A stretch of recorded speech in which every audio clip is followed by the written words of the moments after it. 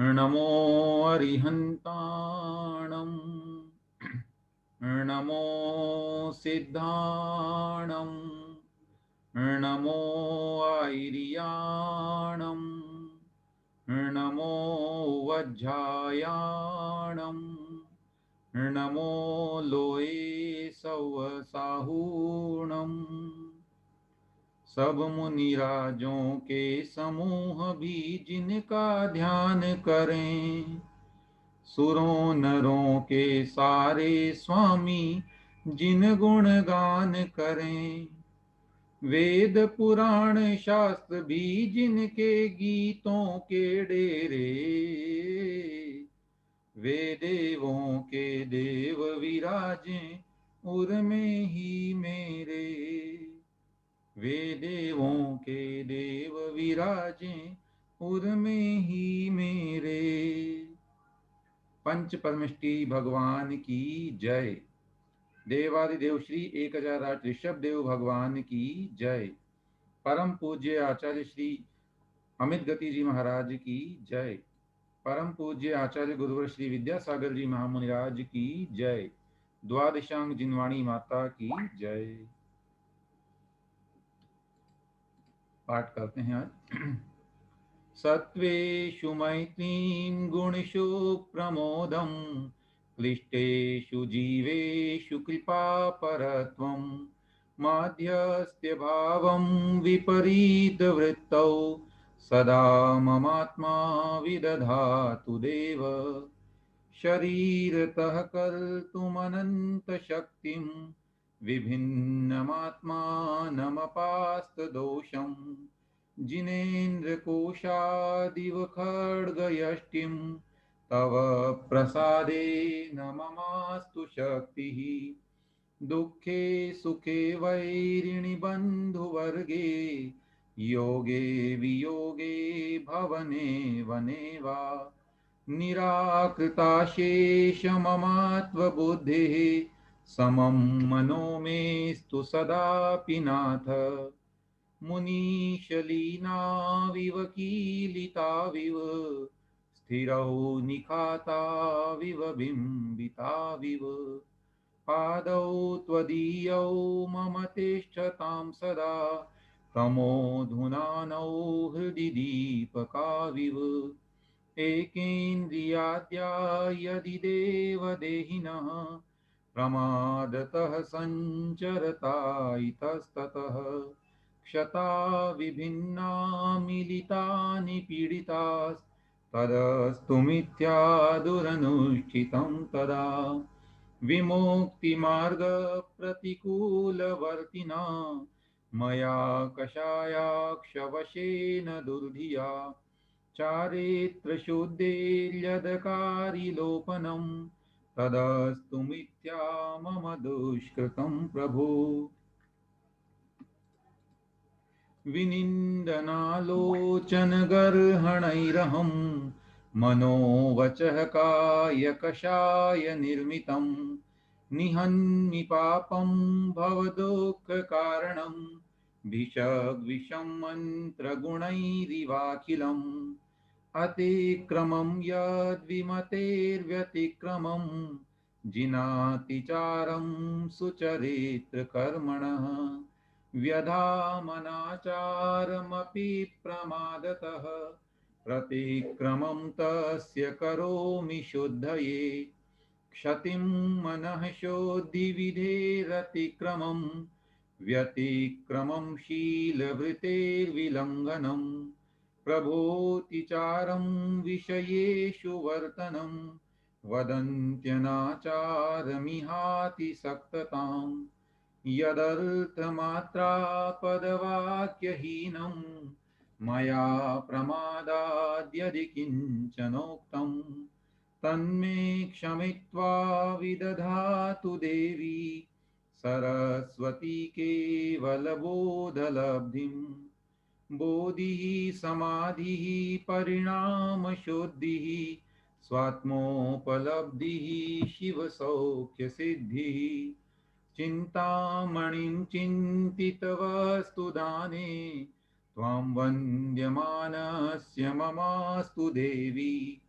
यः स्मर्यते सर्वमुनीन्द्रवृन्दैः यः स्तूयते सर्वनरामरेन्द्रैः योगीयते वेदपुराणशास्त्रैः सदेव देवो हृदये ममास्ताम् यो दर्शनज्ञानसुखस्वभावः समस्तसंसारविकारबाह्यः समाधिगम्यः परमात्मसंज्ञः सदेव देवो हृदये ममास्ताम् निषूदते यो भवदुःखजालं निरीक्षते यो जगदन्तरालम् योऽन्तर्गतो योगिनिरीक्षणीयः सदेव देवो हृदये ममास्ताम् विमुक्तिमार्गप्रतिपादको यो जन्ममृत्यो व्यसनाद्यतीतः त्रिलोकलोकी विकलोकलङ्कः सदेव देवो हृदये ममास्ताम् क्रोडीकृताशेषशरीरिवर्गा रागादयो यस्य न सन्ति दोषाः निरिन्द्रियो ज्ञानमयोऽनपायः सदेव देवो हृदये ममास्ताम् यो व्यापको विश्वजनीनवृत्तेः सिद्धो विबुद्धो धुतकर्मबन्धः ध्यातो धुनीते सकलं विकारं सदेव देवो हृदये ममास्ताम् न स्पृश्यते कर्मकलङ्कदोषैः योध्वान्तसङ्गैरिव तेग्मरश्मिः निरञ्जनं नित्यमनेकमेकं तं देवमाप्तं शरणं प्रपद्ये विभासते यत्र मरीचिमाली न वेद्यमाने भुवनावभासि स्वात्मस्थितं बोधमयप्रकाशं तं देवमाप्तं शरणं प्रपद्ये विलोक्यमाने सति यत्र विश्वं विलोक्यते स्पष्टमिदं विविक्तम् शुद्धं शिवं शान्तमनाद्यनन्तं तं देवमाप्तं शरणं प्रपद्ये येन क्षतामन्मथमानमूर्छा विषादनिद्रा भयशोकचिन्ताः क्षतो नलेनेव तरो प्रपञ्चस्तं देवमाप्तं शरणं प्रपद्ये न संस्तरोष्मा न तृणं न मेदिनी विधानतो नो फलको विनिर्मितः यतो निरस्ताक्षकषाय विद्विषः सुधीभिरात्मैव सुनिर्मलो मतः न संस्तरो भद्रसमाधिसाधनं न लोकपूजा न च सङ्घमेलनम् यतस्ततोऽध्यात्मरतो भवानिशं विमोच्य सर्वामपि बाह्यवासनां न सन्ति बाह्या मम केचनार्था भवामि तेषां न कदाचनाहम् इत्थं विनिश्चित्य विमोच्य बाह्यं स्वस्थः सदा त्वं भव भद्रमुक्त्यै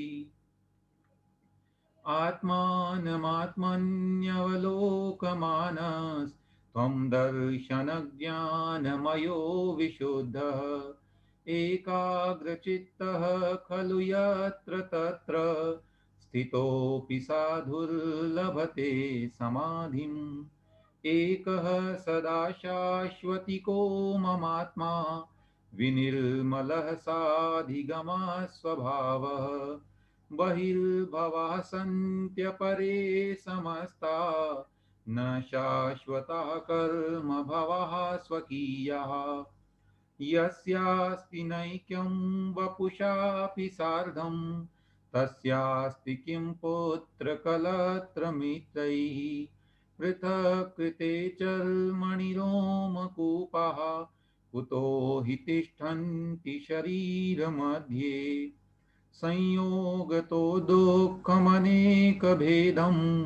यतोष्णुते जन्मवने शरीरी ततस्तिदासौ परिवर्जनीयो ययासुना निर्वृतिमात्मनीनाम् सर्वं निराकृत्य विकल्पजालं संसारकान्तारनिपातहेतुं विविक्तमात्मानमवेक्षमाणो निलीयसे त्वं परमात्मतत्त्वे स्वयं कृतं कर्म यदात्मना पुरा फलं तदीयं लभते शुभाशुभम् परेण दत्तं यदि लभ्यते स्फुटं स्वयं कृतं कर्म निरर्थकं तदा। पद्य क्रमांक 30 तक हमने कल स्वाध्याय किया। कल जो 2 काव्य हमने पढ़े उसमें प्रथम काव्य में हमने जाना कि हे जीव, सर्वम अर्थात सभी प्रकार के संसार कांतार निपात हेतुम, संसार रूपी जंगल में गिराने में जो निमित्त बनते हैं, ऐसे विकल्प जालम, विकल्पों के समूह को निराकृत्य छोड़ करके और विविक्तम आत्मानम अवेक्षमाणः, आत्मानम आत्मा को अर्थात स्वयं को विविक्तम बिल्कुल पृथक, सबसे पृथक या एकाकी है ना, बिल्कुल एकांत रूप से अवेक्षमाणः देखते हुए तुम परमात्म तत्वे, उस परमात्म तत्व में निलीयसे लीन हो जाते हो। अर्थात यहाँ आचार्य प्रेरणा दे रहे हैं कि हमें उसमें लीन होना चाहिए। और द्वितीय काव्य में हमने समझा था कि आत्मना यानी आत्मा के द्वारा यत जो पूरा यानी पूर्व काल में स्वयं कर्म कृतम, स्वयं इस जीव ने जो कार्य किए हैं, तदीयम उसका ही शुभाशुभम फलम लभते, शुभ और अशुभ फल को प्राप्त करता है। यदि परेण दत्तम, अगर पर के द्वारा दिया हुआ, लभ्यते प्राप्त किया जाता है, तदा तो फिर स्फुटम स्पष्ट रूप से स्वयं कृतम कर्म, अपने द्वारा किया हुआ कर्म निरर्थकम अर्थात व्यर्थ हो जाएगा। फिर हमें कर्म करने की क्या आवश्यकता, अर्थात प्रत्येक जीव जो कर्म करता है वह निरर्थक हो जाएगा, जबकि ऐसा होता नहीं है। अतः आचार्य ने कहा कि हमें अपने ही कर्मों का फल भोगना होता है, ये हमारा भाव होना चाहिए।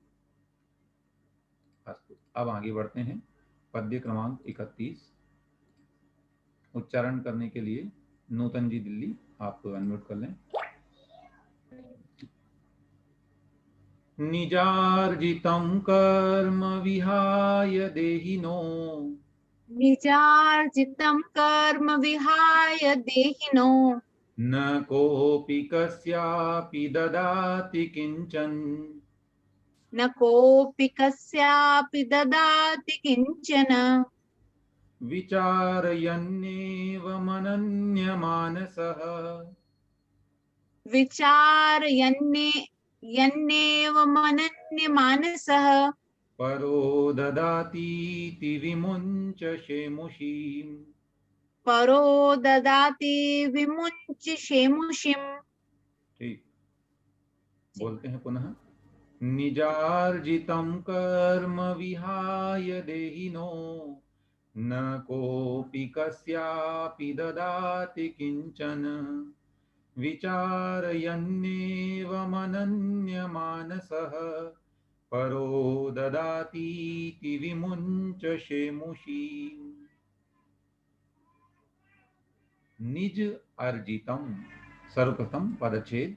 निजार्जितम, निज अर्जितम कर्म विहाय देहिनः, देहिनो है, यहाँ पर विसर्ग से पहले अकार है और बाद में व्यंजन है। यद्यपि सारे व्यंजनों के साथ ऐसा नहीं होता है, पर्टिकुलर व्यंजन है, तीसरा चौथा पांचवा इत्यादि वर्ण, उन पर ही ऐसा होता है।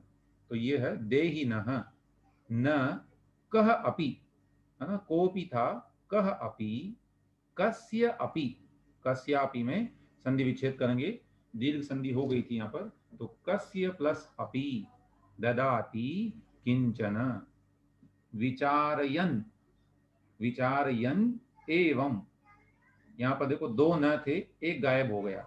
वास्तव में ऐसा था कि अर्ध नकार के पहले अगर कोई लघु स्वर हो और बाद में भी स्वर होता है यदि, तो उसको जो है द्वित्व हो जाता है ना, उसको दो मात्रा, मतलब नकार को दो हो जाता है, ऐसा संधि का नियम है। अतः यहाँ पर दो न हो गए थे, परंतु संधि विच्छेद करने पर वह एक ही रह जाएगा। विचारयन एवं अनन्यमानसः परः ददाति इति, ददातीति है, ददाति प्लस इति विमुंच शेमुषीम। क्या अर्थ है इसका? आचार्य कह रहे हैं निज अर्जितम, अपने द्वारा इकट्ठे किए हुए, अपने द्वारा कमाए हुए, कर्म यानी कर्म को, विहाय छोड़कर, अपने द्वारा इकट्ठे आत्मा में जो हमने एकत्रित किए हैं उन कर्मों के अलावा उनको छोड़कर, देहिनः इस शरीरधारी प्राणी को अर्थात इस जीव को, न यानी नहीं, कह अपि कोई भी, अन्य कोई भी, कस्य अपि किसी को भी, किंचन ददाति अर्थात कुछ देता है, अर्थात अपने द्वारा कमाए हुए कर्म को छोड़ करके इस संसारी प्राणी को कोई भी कभी भी कुछ भी नहीं देता है। न ददाति, अभी न जो है वो ददाति के साथ जोड़ लेंगे, है ना, क्रिया विशेषण हो गया ये यहाँ पर, और अव्यय शब्द है, तो ऐसा करके न ददाति मतलब नहीं देता है। कौन नहीं देता है? कोई भी नहीं देता है और कुछ भी नहीं देता है, सिर्फ और सिर्फ हमारा कर्म ही हमें कुछ देता है। जो कुछ भी सुख दुख का हम वेदन करते हैं ये कर्मों का किया हुआ है, पर का इसमें कोई रोल नहीं। विचारयन, विचार करते हुए, ऐसा सोचते हुए, एवं यानी इस प्रकार से, तो एवं विचारयन इस प्रकार सोचते हुए, अनन्य मानसः, ये अन्य मानस का विपरीत होगा। अन्य मानस का मतलब होता है जिसका मन अन्य कहीं लगा हुआ हो, लेकिन अनन्य मानस जिसका मन अन्य नहीं अपितु एकाग्र हो गया हो, है ना। अन्य मनस्कता का मतलब होता है कि कहीं और मन लगे रहना। कई बार हम देखते हैं कि अपने जीवन में भी किसी काम में मन नहीं लगता है, हम करना कुछ चाहते हैं और मन कहीं और चला जाता है, उसको बोलते हैं अन्य मनस्कता। लेकिन उससे विपरीत जो स्थिति होती है उसे बोलते हैं अनन्य मानस, अर्थात एकाग्र चित्त हो जाना। तो अनन्य मानस है अर्थात एकाग्र चित्त होकर के, और एवं विचारयन ऊपर जो कहा ऐसा सोचते हुए, परह ददाति पर व्यक्ति अर्थात कोई और हमें कुछ देता है, इति इस प्रकार की, शेमुषीम, शेमुषी बोलते हैं बुद्धि को, है ना, शेमुषी माने बुद्धि, तो ऐसी बुद्धि को विमुंच छोड़ दो।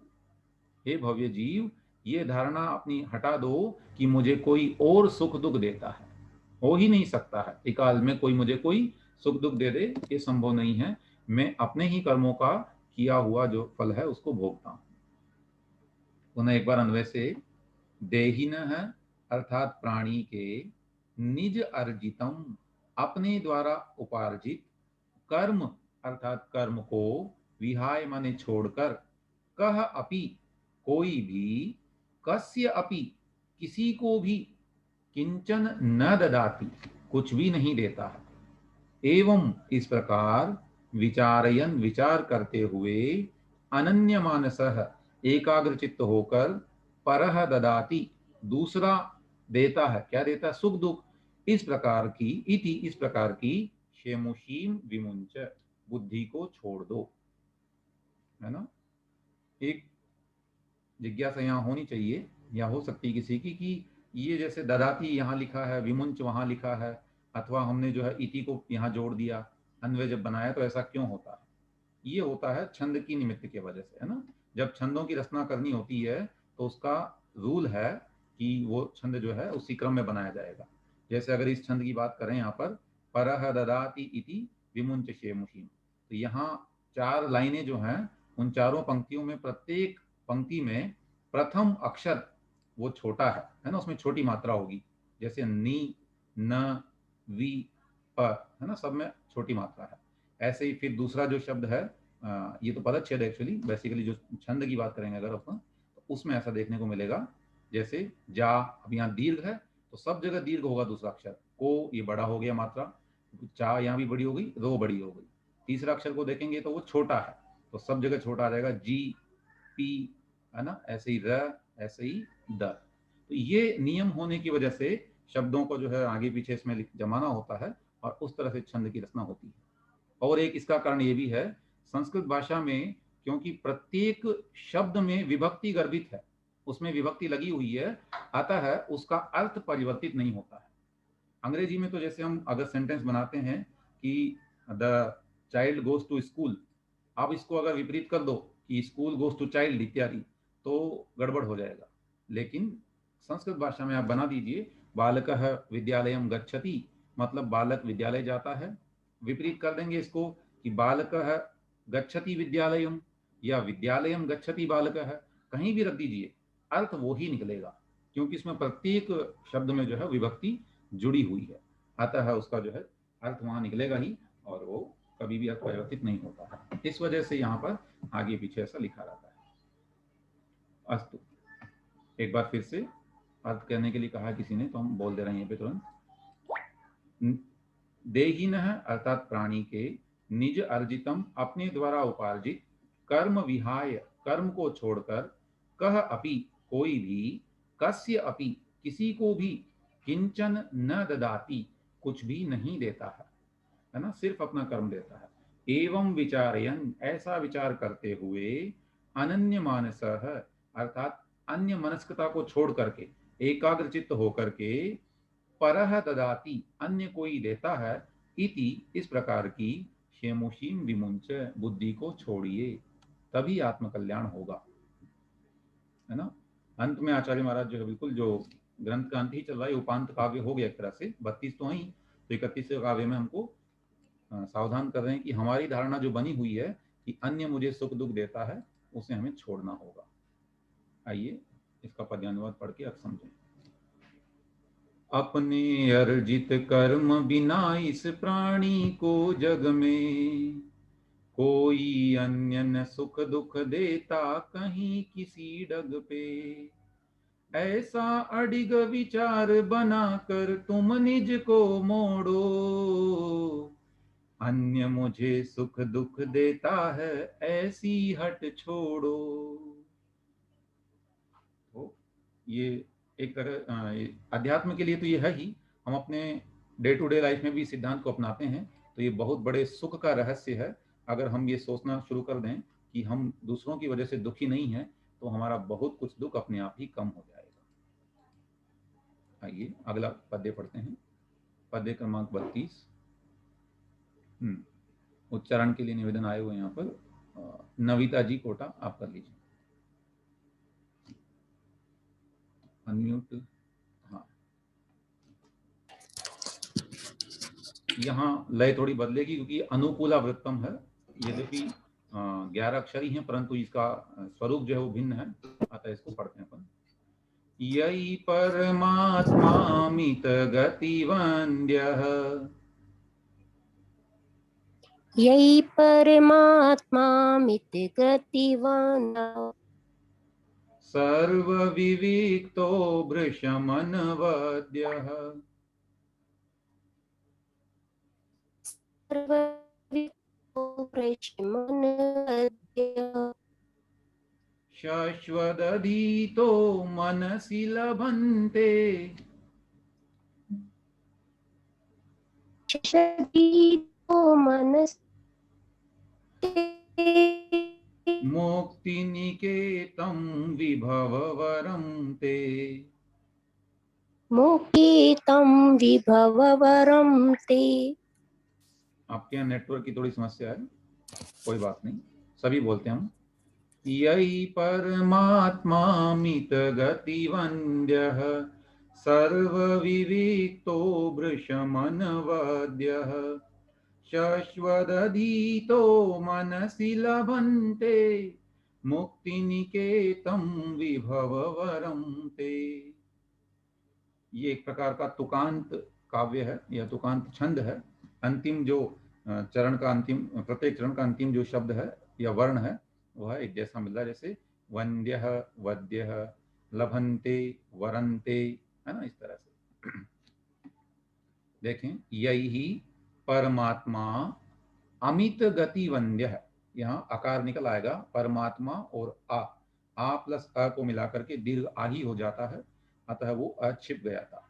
परमात्मा अमित गति वन्द्यः सर्व विविक्तः, है ना, विसर्ग संधि के विच्छेद करने पर सर्व विविक्तः, भृशम अनवद्यः, भृशम अनवद्यः, सो भृशम अनवद्यः, शश्वत अधीतः, अधीतो लिखा है, अधीतः, मनसि लभन्ते मुक्ति निकेतम विभव वरम ते। अर्थ, यही जिनके द्वारा परमात्मा अर्थात परमात्मा को, है ना, अब नीचे आएगा उसमें अधीत है मतलब ध्याया जाता है या उनको पढ़ा जाता है, चिंतन किया जाता है। कैसे हैं वो परमात्मा? अमित गति वंद्य, अर्थात इसके दो अर्थ होंगे, एक तो अमित गति आचार्य के द्वारा वंद्य, और दूसरा इसका अर्थ ये भी होगा कि अमित अर्थात जो मित नहीं है ना, सीमित नहीं है, अपरिमित है, असीमित है, अर्थात बहुत विशाल राशि है जिनके ज्ञान की। तो ऐसे अमित गति अर्थात अथाह ज्ञान वाले जो गणधर इत्यादि परमेष्टि हैं, उनके द्वारा भी वंद्य, जो वंदनीय हैं, ऐसे परमात्मा, है ना। तो दोनों अर्थ हो गए। आचार्य महाराज के इसमें नाम भी आ गया एक तरह से कि अमित गति महाराज ने रचा है, और अर्थ की दृष्टि से देखेंगे अगर तो इसमें यह भी अर्थ हो गया कि जो बड़े बड़े महान आचार्यों, शुद्ध केवलियों के द्वारा भी वंदनीय हैं, और सर्व विविक्त, सबसे विविक्त है, अर्थात सबसे न्यारे हैं, सबसे पृथक हैं, भृशम अत्यंत, है ना, बहुत अधिक मात्रा में, अनवद्य, अनवद्य है, अवद्य से रहित है, अवद्य बोलते हैं दोष को, तो जो निर्दोष है अर्थात नितांत निर्दोष है, जिसमें किसी प्रकार का दोष नहीं पाया जाता है, ऐसे हैं। और वह परमात्मा यही जिनके द्वारा शाश्वत अर्थात निरंतर, हमेशा, मनसी अपने मन में, अधीत अर्थात पढ़े जाते हैं या ध्याये जाते हैं, चिंतन किए जाते हैं, ऐसे ते यानी वे लोग, लभन्ते प्राप्त करते हैं। किसे प्राप्त करते हैं? मुक्ति निकेतम, मोक्ष रूपी घर को, मोक्ष रूपी महल को, जो कैसा है? विभव वरम, अर्थात वर माने श्रेष्ठ, वैभव माने वैभव, अत्यंत श्रेष्ठ वैभव से सहित है ना, जो सबसे उत्तम लक्ष्मी है, ऐसे उसके मुक्ति रूपी घर को वो प्राप्त कर लेते हैं। अन्वय से पुनः एक बार, अमित गति वंद्य है, अर्थात असीमित ज्ञान वाले गंधरादि अथवा स्वयं आचार्य अमित गति के द्वारा जो वंदनीय है, और सर्व विविक्त है, सबसे पृथक अर्थात बिल्कुल एकाकी, भृशम अनवद्य, अत्यंत निर्दोष, परमात्मा अर्थात जो परमात्मा है, वे परमात्मा यही जिन लोगों के द्वारा, जिन भव्य जीवों के द्वारा, मनसी अपने मन में, शाश्वत अधीत निरंतर ध्याये जाते हैं, निरंतर चिंतन किए जाते हैं, ते वे लोग, विभव वरम अर्थात श्रेष्ठ वैभव वाले, है ना, परम वैभव वाले, मुक्ति निकेतम मुक्ति रूपी गृह को, लभन्ते अर्थात प्राप्त कर लेते हैं, है ना, उसे प्राप्त कर लेते हैं।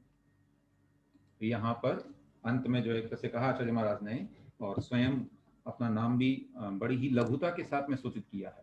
ये जैनाचार्यों की विशेषता रही है कि उनके अंदर इतना लाघव था, मतलब इतना विनय थी शास्त्रों के प्रति कि, और घमंड नहीं था, अतः वे कहीं पर भी अपना नाम प्राय नहीं लिखा करते थे।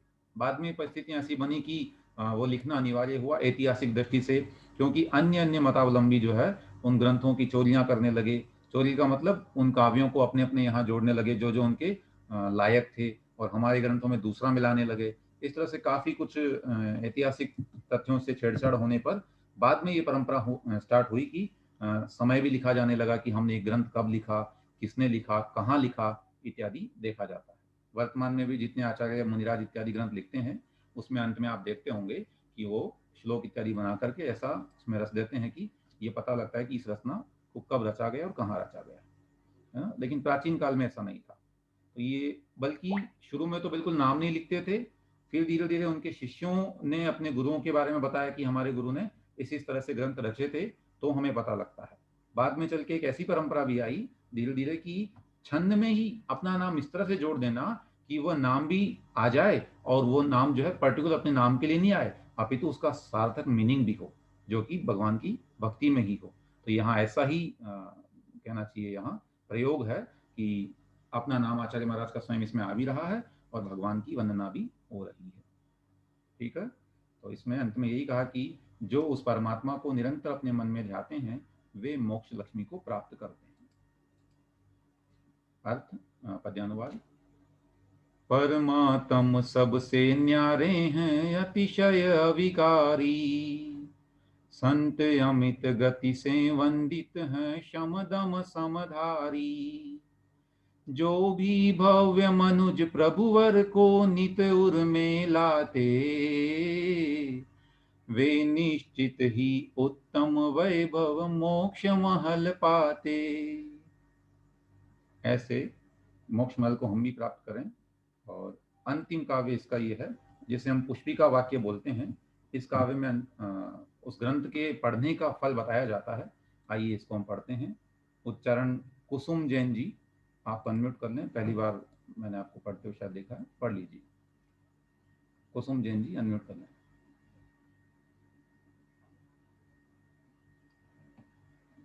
नहीं पढ़ रहे हैं क्या? हाँ, प्रीति जैन जी आप पढ़ लीजिए। अनुष्टुप छंद। इति द्वात्रिंशतावृत्तैः,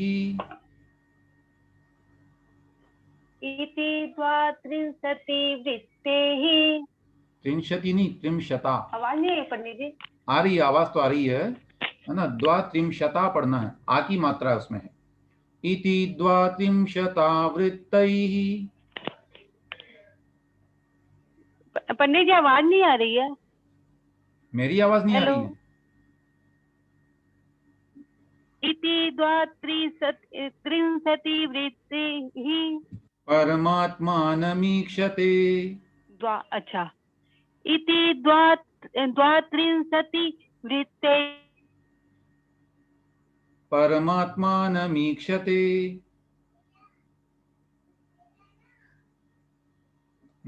आपके यहाँ से आवाज प्रॉपर नहीं आ रही है, क्षमा चाहते हैं। ठीक है, राजेश जी आप पढ़ लीजिए। जी भैया जी। इति द्वात्रिंशतावृत्तैः, इति द्वात्रिंशतावृत्तैः परमात्मानमीक्षते। परमात्मानमीक्षते। योऽनन्यगतचेतस्को, योऽनन्यगतचेतस्को यात्यसौ पदमव्ययम्। यात्यसो पद्मव्यम्।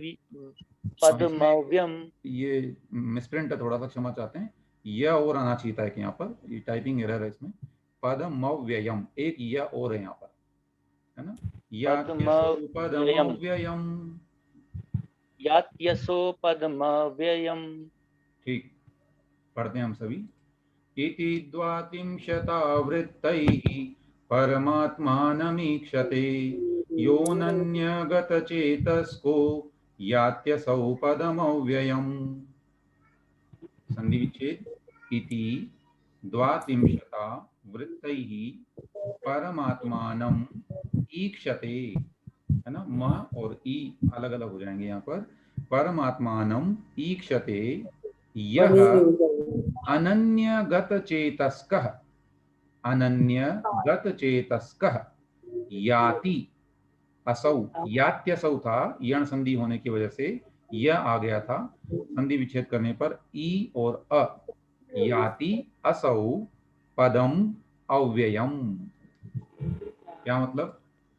इति इस प्रकार, द्वात्रिंशतावृत्तैः द्वात्रिंशत बोलते हैं 32 को। द्वा माने 2 और त्रिंशत माने 30, तो 2 और 30 मिला के 32 हो गए।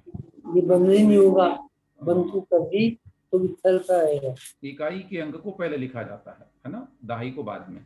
तो द्वा त्रिंशता अर्थात 32 वृत्तैहि छंदों के माध्यम से अर्थात पद्यों के माध्यम से, यह माने जो परमात्मानम ईक्षते परमात्मा को देखता है। परमात्मा कैसा होता है ऐसा विचार करता है। किनसे? इन 32 पद्यों से। कैसे? अनन्यगत चेतस्कः। अनन्य वही जैसा पहले आया था ना अभी, अनन्य मानस है, वही इसका अर्थ है कि जो एकाग्र चित्त होकर के, अर्थात अन्यत्र नहीं जा रहा है जिसका चित्त, माने बिल्कुल एक स्थान पर ही है जिसका मन, तो अपने मन को बिल्कुल एकांत करके अथवा एक जगह स्थापित करके अनन्यगत करके उसको, असौ वह व्यक्ति अव्ययम पदम याति, अव्यय पद अर्थात अविनाशी पद को माने मोक्ष पद को प्राप्त कर लेता है।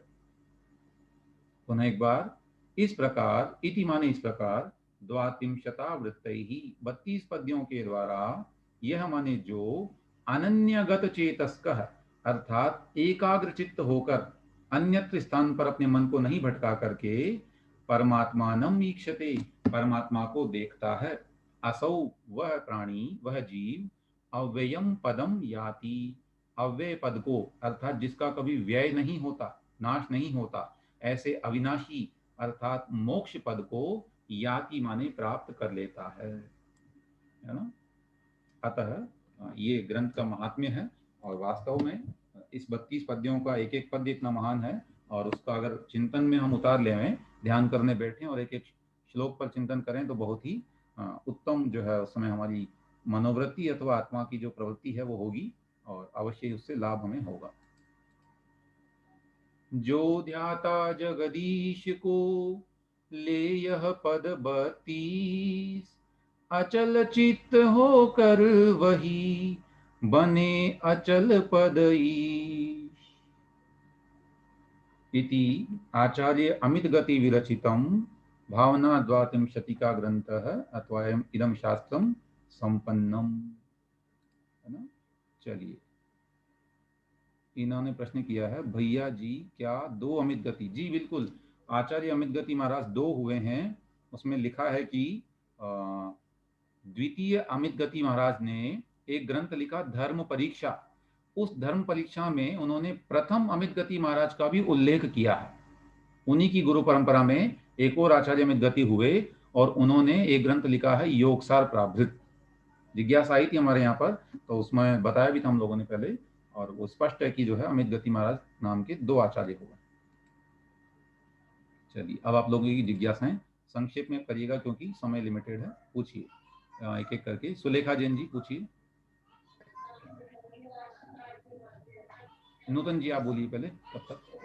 भैया जी वो मैंने 2 भेजे हैं, एक परो ददाती थी, ये पढ़ते नहीं बन रहा है, 2 त हैं, तो एक छोटा ती और एक बड़ा ती और एक छोटा ती, कैसे पढ़ते हैं इनको? परो ददाती ती है ना, परो ददाती ती विमुंच शेमुषीम, परो ददाती ति विमुच्च शेमुषिम।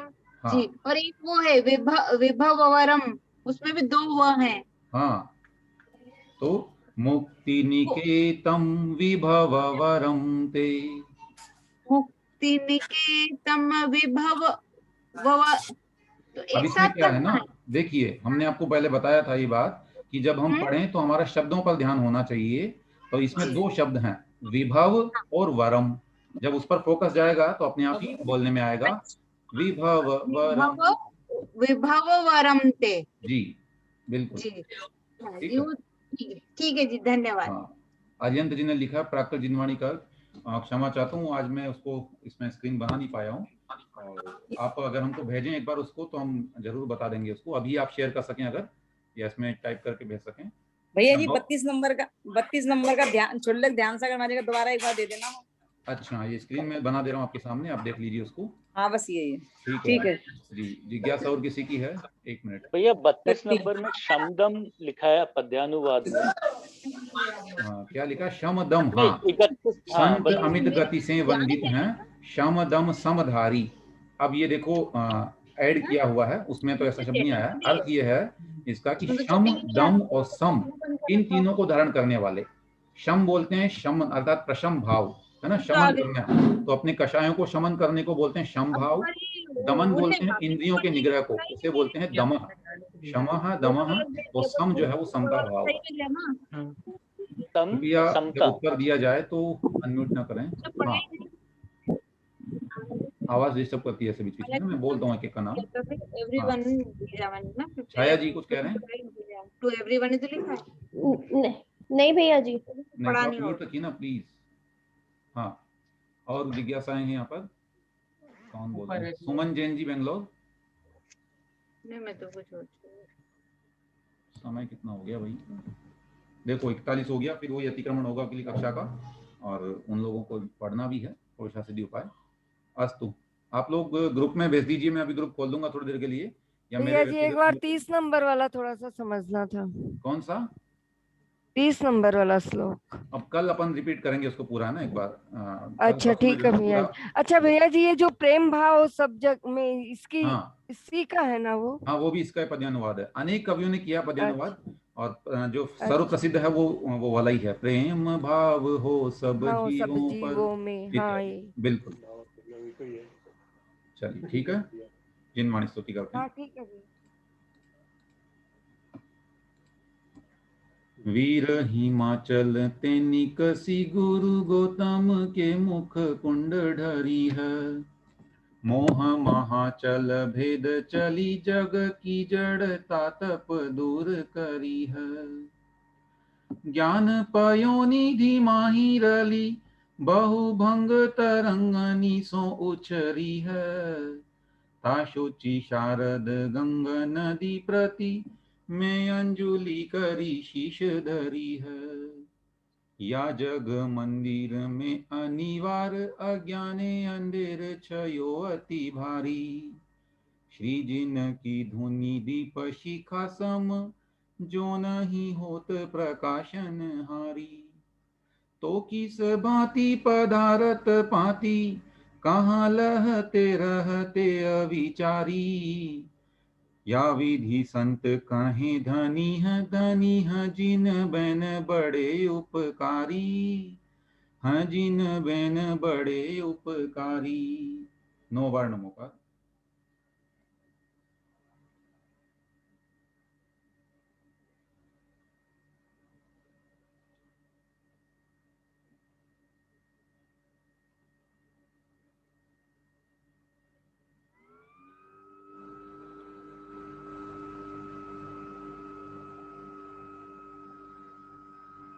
बोलिए द्वादशांग जिनवाणी माता की जय।